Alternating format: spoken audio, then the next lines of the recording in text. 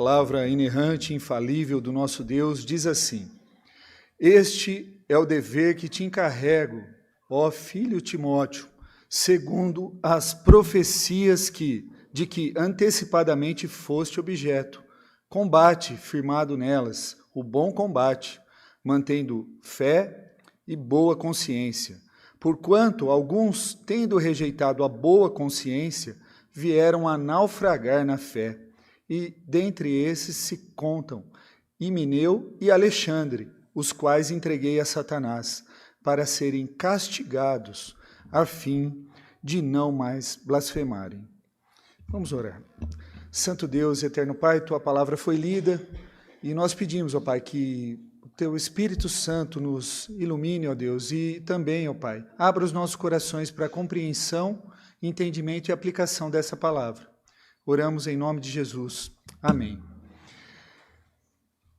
Irmãos, vocês podem perceber que a voz voltou, mas ainda está falhando, né? E alguns vão dizer, pastor, vai sair de férias de novo, né? De novo. Depois de quase 9 anos aqui junto da igreja, teve alguns períodos que eu não tirei férias, estou pondo em ordem ainda a casa, né? E muitas coisas do que nós estamos estudando aqui, 1 Timóteo, é primeiramente para nós pastores, para nós presbíteros, para nós líderes. A carta de Paulo a Timóteo, que nós começamos a estudar, ela é para um líder, é para quem está à frente da igreja, é para quem está buscando servir ao Senhor. E consequentemente, também serve para todos os demais que estão prestando um culto a Deus e vivem a sua vida de adoração a Deus. E aqui nós percebemos mais uma vez o que Paulo, tratando de forma carinhosa a Timóteo, chamando ele de filho, né, o filho dele na fé. E ele admoesta, ele fala assim, eu te encarrego disso, você tem um dever para cumprir. Decisões difíceis que você vai ter que fazer na sua igreja. E todos nós passamos por decisões difíceis durante a nossa vida. E não é só na igreja. A igreja é composta de homens, de pecadores. E aqui Paulo, como nós vimos aí 2 domingos seguidos o mesmo texto, mas sermões diferentes, nós vimos que Paulo, o perseguidor da igreja, um pecador miserável, foi resgatado por Cristo, pela graça de Cristo. E alguns vivem brigando, motivos para achar, para discutir, para brigar, para apontar os erros dos outros. Sempre estão procurando alguma coisinha para briga. Outros não, outros pagam para não brigar, para não lutar. São pacificadores, abominam conflito. E muitas vezes por isso serão pisados, né? Depende de onde que eles convivem, serão massacrados por permanecerem quietos enquanto coisas ruins dentro da igreja está acontecendo e não fazem nada. Então, esse texto ele visa um pouco falar sobre disciplina eclesiástica. Nós vamos olhar esses 3 versos, né, um texto bem curto, e se o pastor não pregar muito, nós vamos embora cedo para casa hoje. Né? E o que ele chama atenção aqui, combata o bom combate. O que é combater o bom combate? Existe bom combate? Existe batalha boa? Existe. As batalhas do Senhor. E o bom combate que ele está dizendo aqui, nós poderíamos traduzir assim, lute bem nas batalhas do Senhor, a batalha de Deus, a batalha que nós já sabemos, o final, que a vitória já foi dada. Lute bem essa batalha. É essa batalha que nós devemos lutar bem. E esse texto está falando disso, lute a boa batalha. A boa batalha é a batalha que o nosso Senhor já venceu. E 1 Timóteo também, capítulo 3, versículo 3, ele diz algumas características do ministro, aquele que almeja o episcopado, né, a liderança da igreja. E dentre uma delas, né, para ser bispo, é não ser briguento. Então, um líder briguento não possui características bíblicas segundo as Escrituras. Nós não precisamos de líderes que estão sempre procurando polêmicas. E também nós não precisamos de uma igreja também cheia de polêmicas. Alguns Eu estava conversando com alguns irmãos essa semana, alguns pastores gostam de polêmica, gostam de discutir assuntos na internet, mas muitas das vezes para quê? Para alcançar o seu like, né? Para ter lá o joinha, para que haja engajamento na rede social, para que aquilo viralize e ele monetize, né? Então uma coisa está ligada com outras. E alguns ficam discutindo coisas que não são essenciais. Alguns falam, pastor, por que nós estamos estudando tanta doutrina, né? Doutrina não é tão essencial assim. Se ela não fosse essencial, nós não estaríamos estudando sobre ela. Ela é essencial. Doutrina não seria essencial se, quando ela modificada, ela não alterasse as características da nossa salvação em Cristo. Tá? Isso inclui, por exemplo, o pastor leu aqui a versão da Bíblia, a Almeida Revista e Atualizada, e você tem uma INVI, NVT.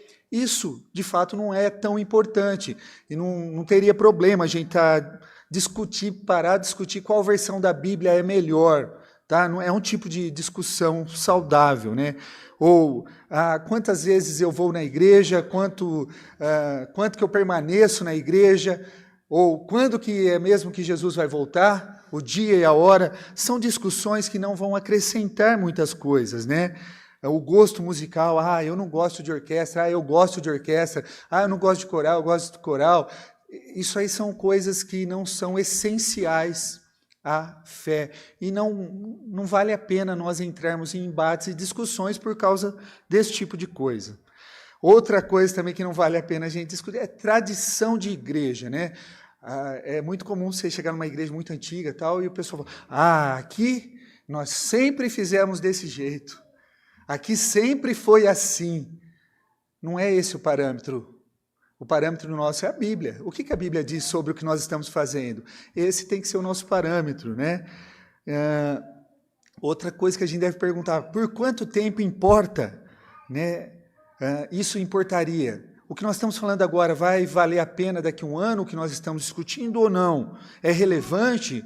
Para quanto tempo? Se não for tão relevante para muito tempo, para muitos anos, talvez não seja tão relevante para agora também, né? A minha motivação da especulação, da minha discussão, do meu combate, ele é cruel? Ele é malicioso? Qual a minha motivação de entrar numa discussão? Isso eu preciso verificar também. Estou lutando por mim, pelos outros? Estou defendendo os interesses espirituais de alguém? Ou estou defendendo a glória do próprio Deus? É muito diferente do que cuidar, né? Defender a glória de Deus do que cuidar dos próprios interesses. Como nós vimos aqui, muitos talvez estão aqui dentro dessa igreja, como nós vimos semana passada, muitos professaram a fé aqui na frente e muitos não são crentes verdadeiros. Mas não sou eu o juiz, o próprio juiz é o Cristo. Cristo que vai fazer a separação dessas pessoas. Mas muitos gostam de viver a vida no pecado, insistem em permanecer no pecado e acham que está tudo bem. É os seus próprios interesses. Algo que realmente vale lutar, né? É óbvio demais para exigir muita explicação. Quando nós precisamos nos levantar e lutar, então? Quando a verdade está sendo ameaçada. Isso é, quando alguém está negando a fé ou ensinando algo diferente do que a palavra de Deus está nos ensinando, contrária à mensagem do Evangelho, ou quando alguém está diminuindo a glória de Deus, porque a nossa vida é para a glória de Deus, e se alguém está vivendo de uma forma que não vai glorificar a Deus, essa pessoa precisa ser corrigida, admoestada. Então, a igreja, ao longo da sua história, ela sempre lutou batalhas, ela sempre sofreu perseguições, ela sempre teve que defender pontos fundamentais. Em 325, no Concílio de Nicéia, a igreja teve que defender sobre a trindade, isso é, um Deus em 3 pessoas. Não é fácil de entender, mas está implícito, está explícito aqui na Bíblia, tá? A igreja defende verdade do quê? Que nós somos salvos somente pela graça de Deus. A igreja teve que se defender daqueles que tentaram dizer que Jesus não era realmente Deus, que se tornou homem, os docetistas. A igreja, ao longo do tempo, teve que ficar se defendendo de muitas coisas. Na Idade Média, a noção de como nós somos salvos, ela foi atacada. E daí virou uma confusão. Você precisava comprar um terreno no céu para que você fosse salvo. Aí foi necessário uma reforma. A igreja estava deturpando a palavra de Deus. Por isso, de uma reforma. A reforma não visava uma nova igreja, mas visava o quê? Trazer de volta a igreja para a Bíblia. Na década de 70, nós tivemos o quê? Algumas pessoas que diziam que a palavra de Deus, a Bíblia, ela era a palavra de Deus, e outros diziam que ela continha a palavra de Deus. A Bíblia, meus irmãos, ela é a palavra de Deus inspirada em todas as suas partes, infalível, inerrante, palavra a qual Ele deixou para nós, os preceitos que nós precisamos seguir. E atualmente há muitos debates sobre a soberania de Deus. Há alguns teólogos que são chamados teístas abertos. O que eles pensam? Eles acreditam que Deus está aprendendo com a criação à medida que a criação está se desenvolvendo ou mudando o curso. Eles acreditam que Deus não é soberano e Deus está aprendendo conosco. E isso é uma heresia. Isso é heresia.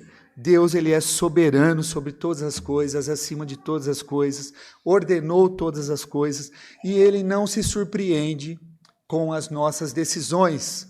Ele não se surpreende quando nós pecamos. Ele não se surpreende quando nós também tomamos decisões corretas. Ele é soberano sobre tudo. Paulo nos lembra que o povo de Deus nunca foi capaz de descansar na fé. Sempre tivemos que lutar por algo. E é por isso que é tão importante ensinar doutrina, por isso que na escola dominical, aqui na classe dos adultos, nós temos ensinado doutrina para fortalecer a nossa fé, para que a gente aprenda mais, para que a gente estude mais e entenda os preceitos do Senhor. E nós acreditamos que é a base para todo o resto, né, que vai ser construído. Doutrina nem sempre é fácil, mas é necessária. O pastor tem dificuldade para aprender doutrina. Eu recomendo que você comece com uma Bíblia de estudo. Nós temos 2 Bíblias que eu recomendo tranquilamente, que é a Bíblia de Genebra, de estudo de Genebra, e a Bíblia da Fé Reformada. As 2 foram editadas por R.C. Sproul, um falecido pastor presbiteriano, e tem excelentes conteúdos para que nós possamos começar, se eu não tenho ainda, não estou aprofundando na fé. São 2 Bíblias. Nós temos também estudos bíblicos de quarta-feira, reuniões de oração de sexta-feira, nós temos discipulado às terças-feiras. Por que tantas reuniões? Por quê? Porque nós estamos discipulando pessoas para uma batalha, para um campo de batalha. Nós acabamos de ler aqui na abertura do culto o texto da armadura de Deus. A nossa luta, ela não é carnal, ela é espiritual. E se a gente fraquejar, nós vamos perder a batalha. Se a gente der mole, a gente vai perder. A gente vai naufragar, como o texto disse. Paulo nos diz na segunda carta aos Coríntios, capítulo 10, versículos de 3 a 5, ele diz assim: porque, embora andando na carne, não militamos segundo a carne, porque as armas da nossa milícia não são carnais, e sim poderosas em Deus, para destruir fortalezas, anulando nós sofismas e toda altivez que se levante contra o conhecimento de Deus, e levando cativo todo pensamento à obediência de Cristo. A nossa luta, então, não é carnal, ela é espiritual. E à medida que nós deixamos de ouvir a Deus, nós começamos a ouvir outras vozes. Isso é novo? Não. Isso é desde o Éden, onde a palavra de Deus foi relativizada. Quando Deus deu uma ordem para Adão e Eva, e eles decidiram ouvir a serpente que disse: coma, pode comer desse fruto, certamente vocês não vão morrer, pode comer. A relativização da palavra de Deus começou lá no Éden, e as pessoas deram ouvidos. Quando nós não ouvimos as palavras de Deus, nós ouvimos outras vozes, que não são de Deus. Então, irmãos, essa luta é sobrenatural. Precisamos usar recursos sobrenaturais. Precisamos vestir a armadura, o capacete, a espada, as sandálias. Nós precisamos dessa armadura que vem da palavra de Deus, que vem de Deus. Precisamos vesti-la. Não se trata de lutarmos como o mundo luta, com jogos de poder, acusações desagradáveis, vozes levantadas, barulho. Não, não é isso. Ataques pessoais. Confiamos na verdade. A verdade ela vai permanecer por si só. E já sabemos quem vence. Por isso se chama bom combate. Um comentarista escreveu assim: meu amigo viu que ele poderia estar certo sobre algumas questões, mas entendeu que ter um relacionamento era mais importante do que marcar pontos. Aprendi essa mesma lição no início do meu casamento. A pessoa é mais importante do que o ponto. Então, à medida que cresci como pessoa, vi que isso era verdade. Não apenas no meu casamento, era verdade em todos os meus relacionamentos. Você pode insistir que está certo o tempo todo, ou você pode ter amigos. Mas não dá para fazer as duas coisas.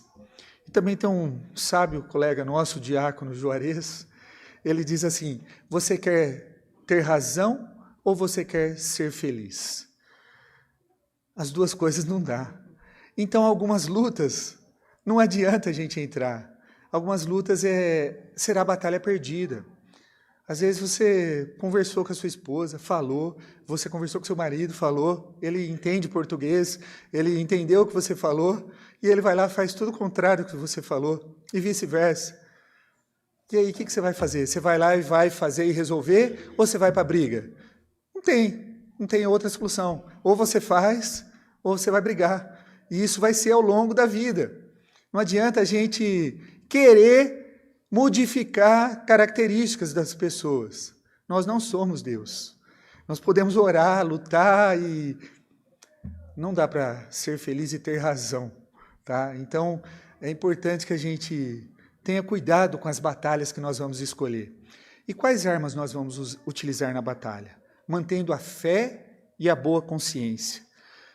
Parece estranho, né? Quando a gente vai para a guerra lá, eu estava lembrando, né? Filmes de guerra, filmes de luta, né? Eu assistia filme de luta, eu queria sair na rua lutando com todo mundo, né? Queria sair brigando. E aqui o que Paulo está nos orientando?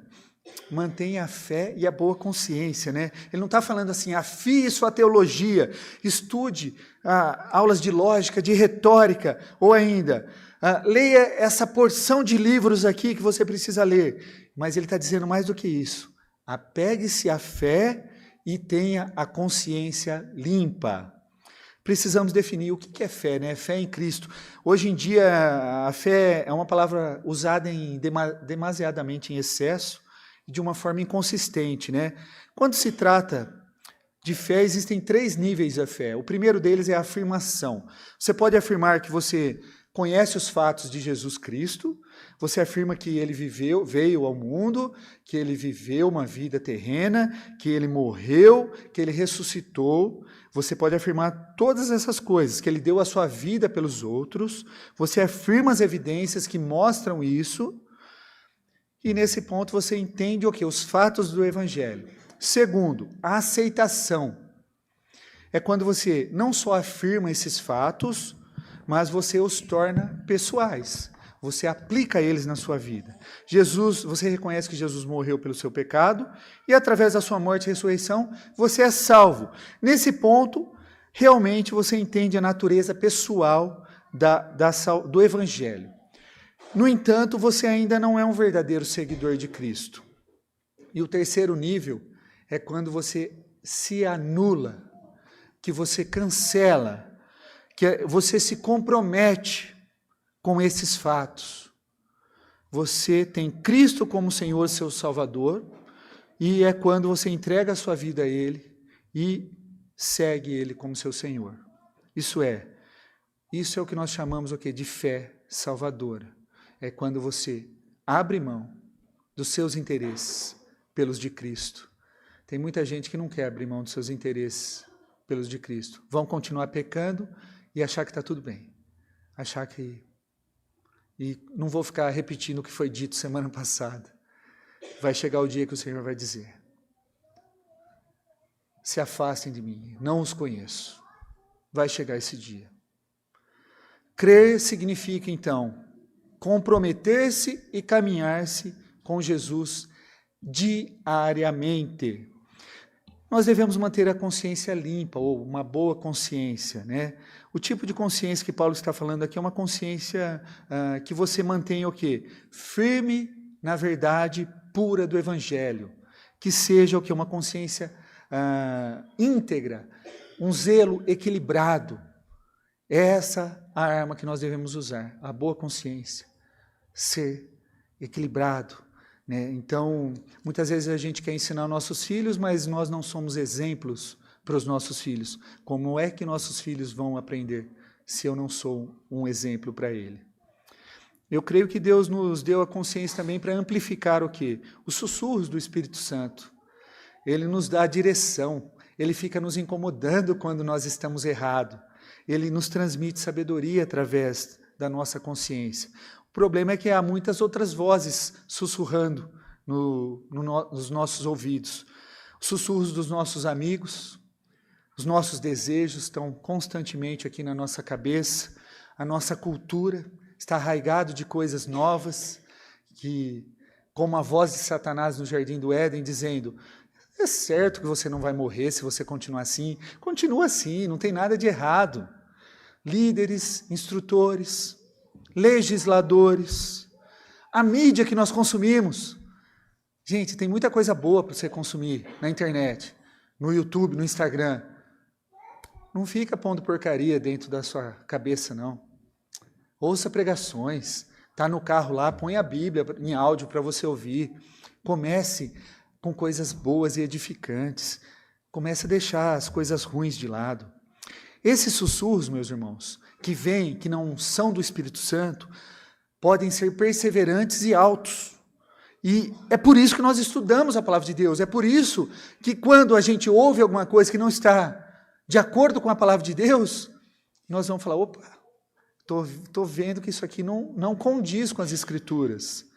E aí nós nos apegamos às verdades bíblicas. Então isso vai nos ajudar o quê? Fortalecer os sussurros de Deus.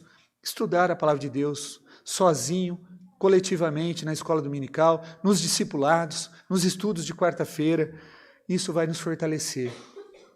E quando nós relaxamos em ouvir as palavras de Deus, nós encontramos outras vozes no centro do palco.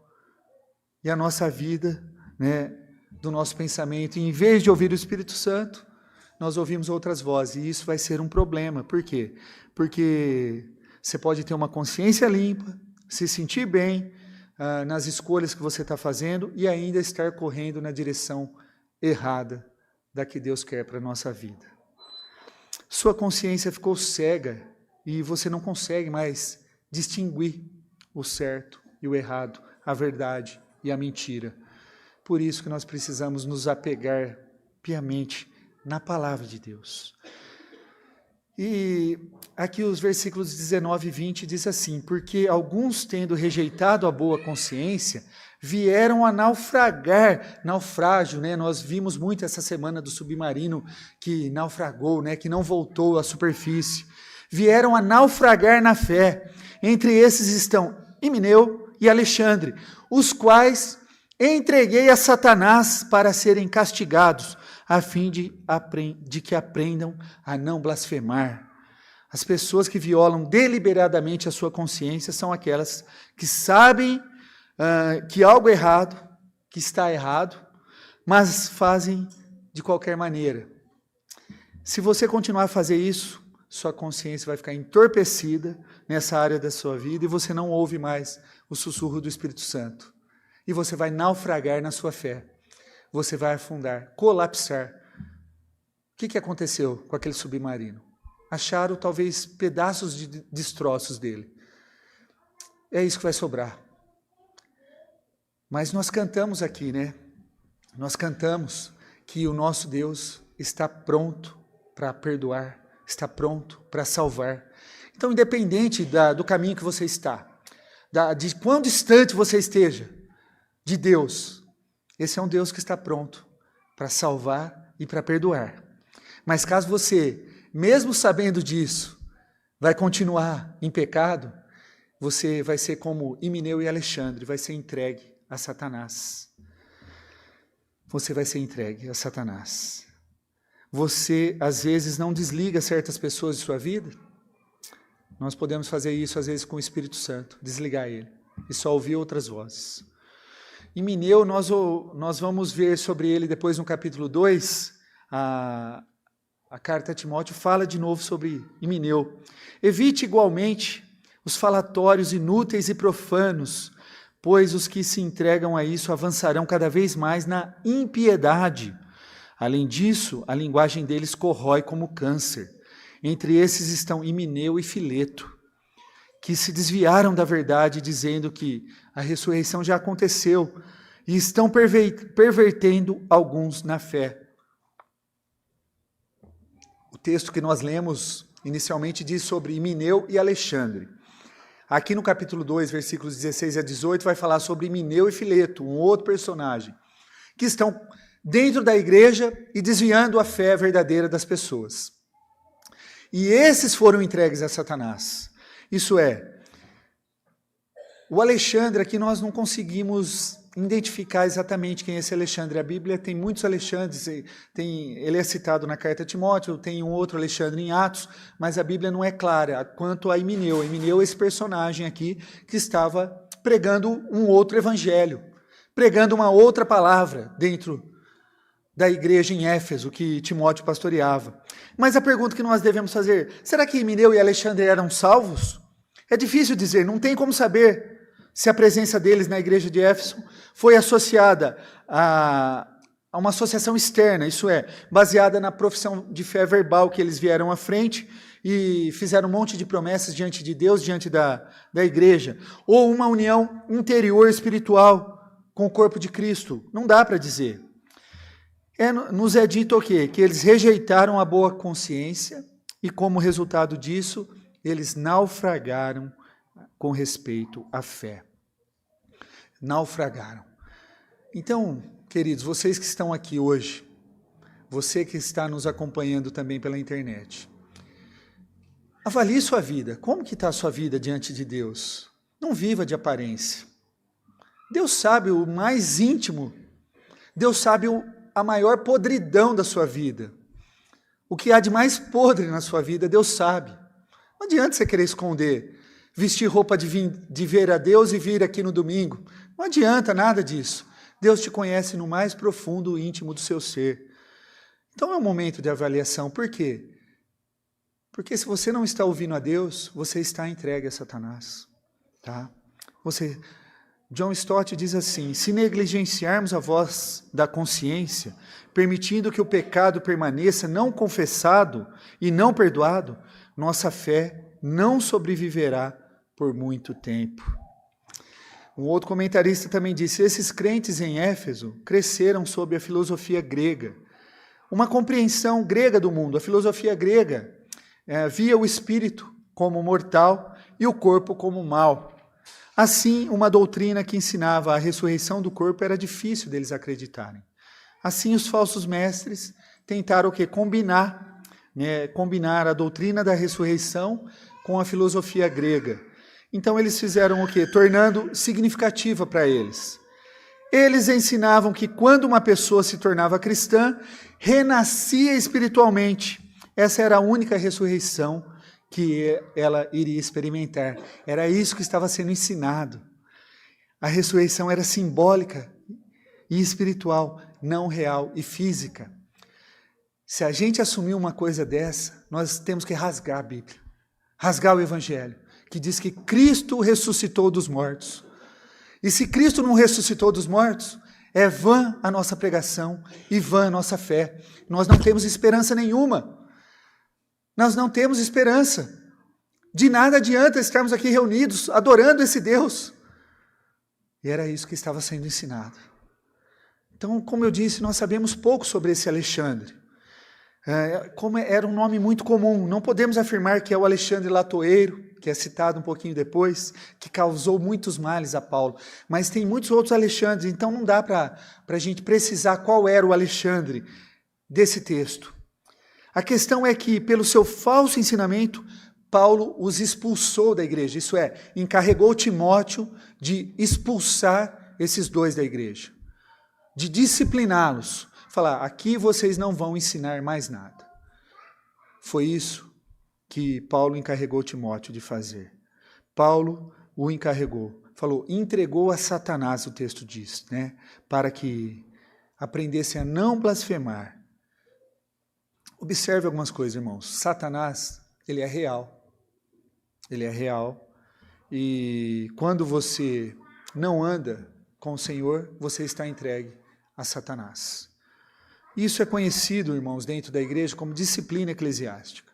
O propósito da disciplina da igreja é sempre despertar a pessoa do pecado, levá-la ao arrependimento, antes que seja tarde demais.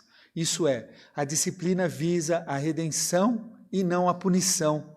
É para isso que há disciplina dentro da igreja. É difícil hoje, por quê? Porque se a gente falar assim, você não vai dar mais aula aqui, você está afastado, ou você está afastado da comunhão dos irmãos, se você fizer algum tipo de disciplina, o que as pessoas vão fazer? Elas vão descer aqui a rua, ou vão subir a avenida, e vão achar uma igreja mais próxima, que está de portas abertas para quê? Para receber membresia a qualquer custo. O que eles querem é o quê? Aumentar o número de membros. Sem ter o quê? Saúde espiritual dentro da igreja. Queridos, nós estamos aqui em São Carlos como igreja presbiteriana há 148 anos. Muitos movimentos já passaram por aqui. E a igreja presbiteriana ela continua firme e forte e séria na pregação do Evangelho. Muitos movimentos passaram. E esses movimentos novos que estão atuais vão passar também. O que vai permanecer é a palavra do Senhor. A igreja que prega a palavra. Essa vai permanecer. Então nós não tem muito o que fazer. Por quê?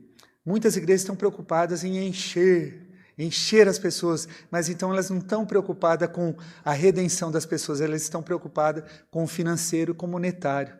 É isso, no final das contas. E não com a salvação de pecadores, com o arrependimento dos pecados. A disciplina, ela é redentiva e não punitiva.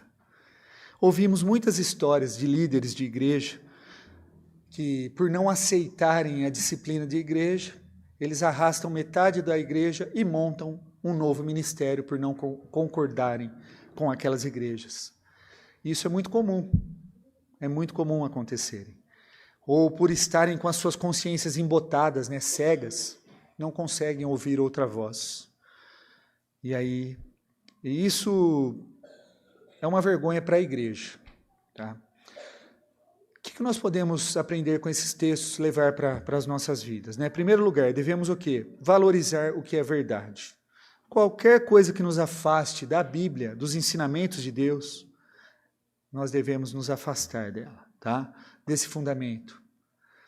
Nós devemos nos ancorar na Bíblia e nos afastar de qualquer coisa que esteja tirando o foco da palavra de Deus. Permanecer firme nela. Devemos monitorar a nossa fé e a nossa doutrina de perto.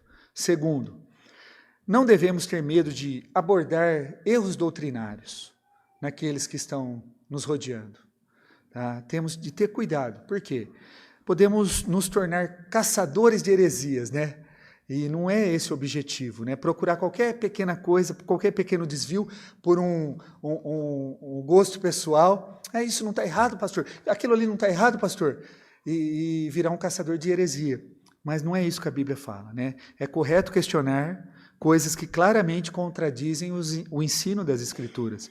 Mas mesmo aqui devemos fazê-lo com amor, com bondade, mas com determinação.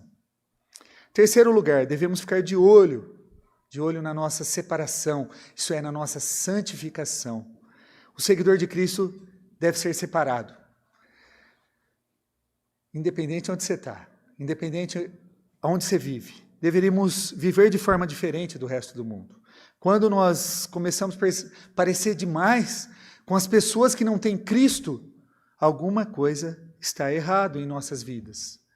tem algo que precisa ser modificado, né? Algo precisa ser modificado. Quando nós começamos a festejar mais com o mundo do que com as coisas de Deus, alguma coisa está errado também. É uma condição grave da nossa alma. O remédio é: arrependa-se. Nosso Salvador está pronto para perdoar, está pronto para salvar. Volte-se para o Senhor Jesus. Estude a sua palavra e siga Ele. Nunca é tarde para voltarmos para Deus, independente de quão distante você esteja dele agora. Nunca é tarde. Vivemos num mundo cada vez mais pós-cristão. Nosso argumento mais persuasivo a favor do Evangelho é que quando as pessoas veem mudança, vem o quê? A mudança que o Evangelho fez nas nossas vidas. E isso pode ser um instrumento de Deus. Quem conhece você com todos os seus pecados e vê o que Deus fez em você, assim como Paulo, como nós vimos semana passada, um modelo a ser seguido. É maravilhoso isso. Por quê? Porque alguém que era perseguidor da igreja, alguém que era matador, que pediu autorização do rei para caçar os cristãos, virou um dos maiores apóstolos de Cristo. Então, não importa o quão distante você está, você pode ser redimido, pode ser restaurado e retornar aos braços do Pai. Quando nos rendemos a isso, né, quando nós nos afastamos de Deus, nós vamos nos render ao inimigo. Nós vamos nos juntar ao inimigo. Vigie sua vida. Pondere, pense como que você está vivendo. E volte, arrependa-se para Deus. Volte para o Senhor e Salvador da terra. É Ele que vai pôr em ordem todas as coisas, não somos nós. Que Deus nos abençoe, irmãos.